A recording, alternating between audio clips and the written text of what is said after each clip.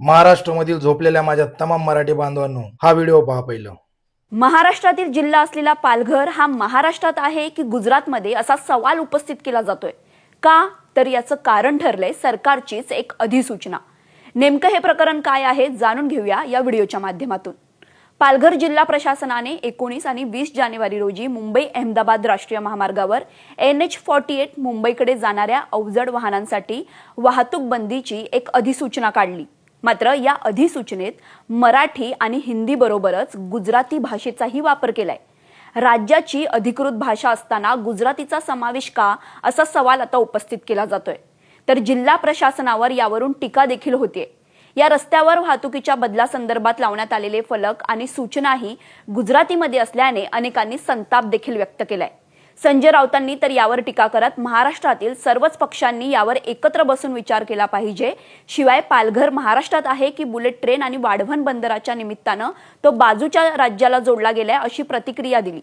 तर एवढ्यावरच न थांबता पालघरचा हा नकाशा एकदा महाराष्ट्राच्या मुख्यमंत्र्यांनी जाहीर करावा असा टोलाही त्यांनी लगावला. काय माझ्या झोपलेल्या मराठी माणसांनो, ऐकलं? झाली बरं का सुरुवात मुंबईला तुमच्यापासून हिसकावून घेण्याची. मुळात सुरुवात नाही झालेल्या, हे कधी बंदच झालेलं नव्हतं. 107 हुतात्म्यांनी आपलं बलिदान दिले, ते फक्त मुंबईसाठी. तुम्हाला त्याचं काही पडलेलं नाही, त्याची तुम्हाला काही किंमत नाहीये. भाषा म्हणजे काय? भाषा म्हणजे तुमचं अस्तित्व. तुमचं अस्तित्व जर टिकत नसेल ना, तर तुम्ही कितीही पैसा कमवा, त्याचा काही उपयोग होणार नाही तुम्हाला. सर्वात पहिलं तुमचं अस्तित्व हे महत्वाचं असतं. आम्ही बोलत होतो ना, ठाकरे कशासाठी पाहिजेत? याच्यासाठी पाहिजेत ठाकरे. आणि मुळात ठाकरे हारतात ना, तेव्हा फक्त ठाकरे नाही हारत बरं का, तेव्हा हे मराठी माणूस हरतो. कारण जेव्हा जेव्हा मराठी माणसं अन्याय होते तेव्हा फक्त ठाकरेच धावून येतात. कारण 2000 रुपयामध्ये स्वतःचं अस्तित्व विकणारे तुम्हाला अस्तित्वाची काय किंमत हो. पण जेव्हा बुडा घालून तुमच्या जमिनी घेतल्या जातील ना, तेव्हा तुम्हाला कळेल की अस्तित्व हे काय असतं. मुळात कुठल्या भाषेचा प्रॉब्लेम नाहीये, पण मुळात प्रॉब्लेम हा आहे की बाहेरचे लोक तुमच्या इकडे येऊन तुम्हाला बोलतात की हे करायचं नाही, ते करायचं नाही, हे खायचं नाही, ते खायचं नाही. तर हा विषय हा अस्तित्वाचा आहे. आता तरी जागे व्हा. कारण महाराष्ट्रामध्ये असा एकही नेता उरला नाहीये त्याला महाराष्ट्राची काळजी आहे. जेवढे पण नेते आहेत ना,